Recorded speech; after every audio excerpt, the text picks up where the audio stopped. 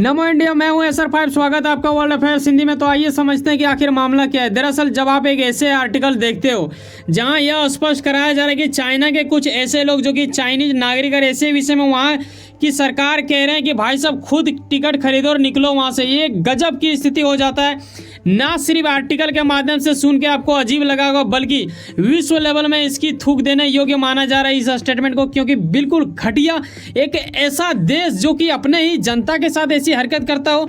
अंदाजा लगाओ, आप कल्पना कर सकते हो कि आपका देश का जो नेता है, जो मतलब आपका ठिकाना है, आपका ख्याल रखना चाहिए जिन्हें, वही आपको ये बोले कि भाई साहब खुद खरीद और खुद निकल, मैं कुछ नहीं करने वाला, तो कैसी पीड़ा उत्पन्न होगी। वही बिल्कुल आज की स्थिति हो चुका है इन लोगों के, यहाँ के जो बंदा फंस चुके हैं इसराइल में। ऐसे विषय में आइए डिस्कस करते हैं कि आखिर चाइना के जो नागरिक है क्या वाकई में सड़ने योग्य छोड़ दिया गया है कि चाइना की ओर से इजराइल में, या फिर कुछ हो पाएगा इन लोगों का। तो आइए इन सभी विषयों के ऊपर डिस्कस करते हैं। जैसे कि आपको पता होगा, मैं आपको शुरुआत से ही अपडेट रख रहा हूँ। करीब 7 अक्टूबर से जब ये शुरुआत हुआ था तब से 250 की संख्या था तब, और आज अगर करीब बात करें तो वो 3200 से भी क्रॉस कर गई है संख्या मृत्यु का। और ऐसे विषय में आपको पता है कि किस प्रकार गाजा में अटैक करने की एक तरह से प्रण ले लिया है इजराइल ने। और ऐसे में ये भी मैं बताऊंगा कि किस देश की ओर से इजराइल को थोड़ा सा मनाने की कोशिश किया गया है, चेतावनी या फिर आप समझो कि सहयोग किया गया है, एक तरह से सलाहकार के रूप में दिया गया है। लेकिन क्या वाकई में इजराइल मानेगा? क्योंकि इजराइल की सेना पूरा तरह से गाजा के नॉर्थ साइड में एकदम पूरा तरह से घेर लिया है, अब किसी भी पल अटैक कर सकता है।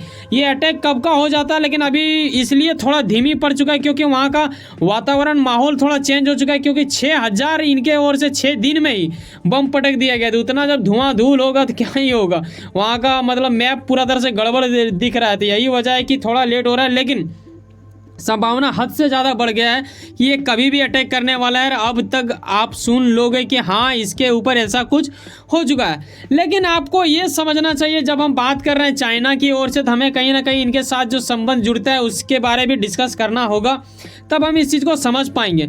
यहाँ आप देखते हो कि जहाँ विश्व के सभी देश तो नहीं, लेकिन कुछ ऐसे देश जिनके लोग यानी वहाँ के नागरिक, जैसे हम बात करें अपनी देश का, तो भाई साहब इंडिया का भी कई लोग वहाँ पे फंस चुके हैं। ऐसे में इजराइल हमास वार के अंतर्गत फंसे हुए हर वो नागरिक को अपने अपने देश के नेताओं की ओर से या फिर वहाँ की सरकार की ओर से कुछ ऐसा किया जा रहा है ताकि उसे निकाला जा सके। इजराइल भी उसका सपोर्ट कर रहा है। लेकिन गजब की बात यह है कि इन लोगों को मतलब क्या ही बोले, चाइनीज लोगों को, ये उनके लिए वफादार हैं या फिर तानाशाही के अंतर्गत हैं। क्योंकि आपको पता है कि बाइडन ने इसे तानाशाही भी कहा था, लेकिन इसका सबसे बड़ा प्रॉब्लम क्या है शी जिनपिंग का पता है?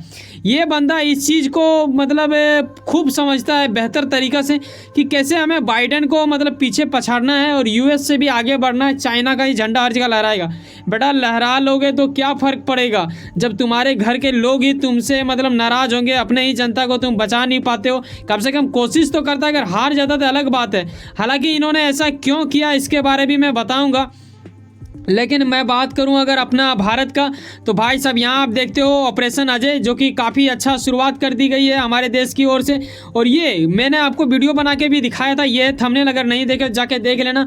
कुछ लोगों को ले भी आया गया है, तो और ये आज भी चल रहा है, तो काफ़ी अच्छा माना जाता है। और इंडिया हमेशा अपने जनता के लिए भाई साहब कुछ भी करने के लिए तैयार रहता है। चाहे आप यूक्रेन का बात करो, चाहे आप बात करो सूडान का, चाहे बात करो अब तालिबान अफगानिस्तान की वार का, तो हर वार में जब भी हमारा जनता फंसा है हमारी सरकार ने खूब मदद किया है। और विश्व लेवल में इस चीज़ को हम लोग डंका पीट के कह सकते हैं कि हमारी सरकार अपने जनता के लिए काफ़ी हद तक प्रयास करते हैं और उस प्रयास में सफल भी होते हैं। ऐसे में आपको ये समझना होगा कि आखिर चाइना ऐसा क्यों नहीं कर रहा है। देखो, अगर मैं बात करूं इजराइल हमास वार का, तो इसमें अगर सबसे ज़्यादा फायदा हो रहा हो विश्व लेवल में, तो वो एकमात्र लौता चाइना है जिसको सबसे ज़्यादा फायदा हो रहा है।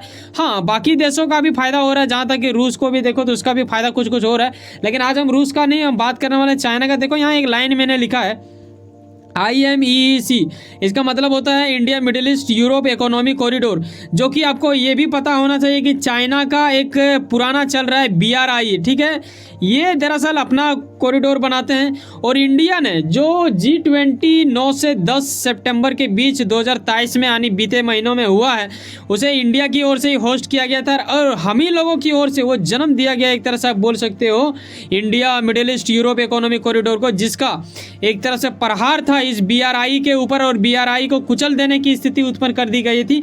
लेकिन अब जब ऐसा कुछ हो चुका है तो ये पूर्ण रूप से इस चीज़ को मतलब एक तरह से खुशी मना रहा है कि वाकई में BRI को कोई नहीं कुचल सकता, क्योंकि आपको ये यकीनन मान जाना चाहिए कि अब जो है इंडिया की ओर से जो एक बीज बोया गया था, एक सपना देखा गया था, वो काफ़ी धीमी चाल में चल पड़ा होगा, कछुआ के चाल से भी धीमी, क्योंकि अब ये शायद होना और कब तक होगा ये कहना थोड़ा सा अजीब लग रहा है मुझे, क्योंकि अब तो ये भाई साहब बहुत सालों तक रुक जाएगा।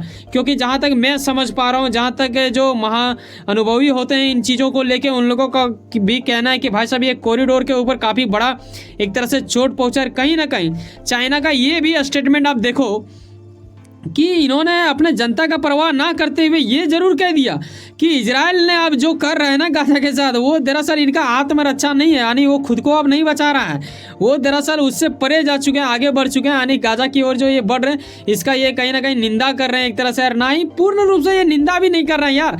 आखिर ये निंदा करेगा क्यों? शायद मैं ये कहना गलत हो जाएगा कि ये शायद चाहते होंगे कि हाँ ये वार और थोड़ा लंबा खींचे, क्योंकि अगर लंबा जाता है सबसे ज़्यादा प्रॉफिट इन्हीं का होता है। हालांकि इंसानियत के नाते ऐसा नहीं चाहना चाहिए और ना ही ये चाहते होंगे, ऐसा मुझे भी लगता है, लेकिन शायद एक शक का दायरा बन जाता है कि आप ऐसा सोच सकते हो, अगर किसी का फायदा हो सकता है। लेकिन अगर मानवता के रूप में अगर देखें तो काफ़ी ज़्यादा दुखनीय स्थिति हो चुका है। यहाँ पे आप तस्वीरों के माध्यम से भी देखते हो, जो कि काफ़ी ज़्यादा हद से ज़्यादा तबाह कर देने की स्थिति होता है। आज तक मैंने जितना भी वार देखा है, फिलहाल जितना ये है मेरा उस अनुसार से, तो भाई साहब मेरे लिए ये सबसे बड़ा वार लग रहा है अभी तक का, ठीक है, जब से मैं यहाँ पे सृष्टि में आया हूँ तब से। और यहाँ साथ में मैं आपको ये दिखा देना चाहूँगा कि वो आपके मन में ये जरूर आ रहा होगा कि मैंने ऐसा क्यों बोल दिया कि ये सबसे बड़ा वार जैसा लग रहा है मुझे।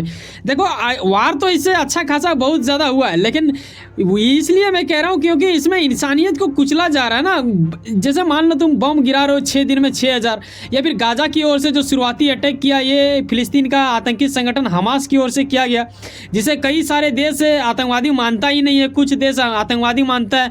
अब एक तरफ 5000 रॉकेट, एक तरफ 6000 बमों की हमला, तो ये इंसानियत को कहाँ देखा जा रहा है? बच्चों को मारा जा रहा है, महिलाओं को मारा जा रहा है, बुजुर्गों को मारा जा रहा है। उन बच्चों को सोचो जो स्टूडेंट है, भाई साहब हम जो वीडियो बना रहे हैं वो ज़्यादातर स्टूडेंट के लिए बनता है, तो उन लोगों के वहाँ जो स्टूडेंट होगा उनकी आप सोचो क्या हालत होता होगा।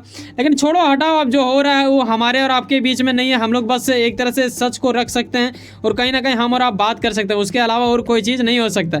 ऐसे में आप देखते हैं कि बाइडेन जो कि अमेरिका के सुपर पावर राष्ट्रपति हैं, वहाँ के बाइडेन की ओर से कहा गया भाई साहब गाजा के ऊपर फिर से मतलब एक तरह से कब्जा करना ये बड़ी गलती होगा। ऐसा इजराइल को मनाने की कोशिश किया, लेकिन इजराइल भाई साहब अपने मूड में आ चुका है। अब देखने वाली बात होगा कि गाजा को ये नक्शा से मिटा देंगे या फिर रहने देगा, क्योंकि इजराइल की अगर ताकत देखा जाए तो ये जो इर्द गिर्द में एरिया दिख रहा है ना, इन लोग के ऊपर कभी इनका कब्जा हुआ करता था, लेकिन इन्होंने छोड़ दिया। फिर ठीक है 6 दिन वार, आपको पता होगा इसके बारे में, इतिहास पढ़ोगे तो आपको यकीनन पता चल जाएगा। वैसे सुनो ना कहीं आप कुछ ना कुछ काम करते होंगे, यकीनन अपने काम के प्रति काफी ज्यादा उम्मीद रखते होंगे, यकीनन आपका मेहनत आपका मंजिल बनकर मिले। वैसे सुनो ना, सब्सक्राइब कर लो वर्ल्ड अफेयर्स हिंदी और जुड़े रहो मुझसे।